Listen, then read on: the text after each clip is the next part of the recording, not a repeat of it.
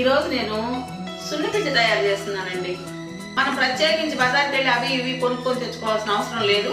మన ఇంట్లో మన వంటగదిలో ఉన్న ఐటమ్స్తోనే మనం సున్నిపిండి తయారు చేసుకోవచ్చు.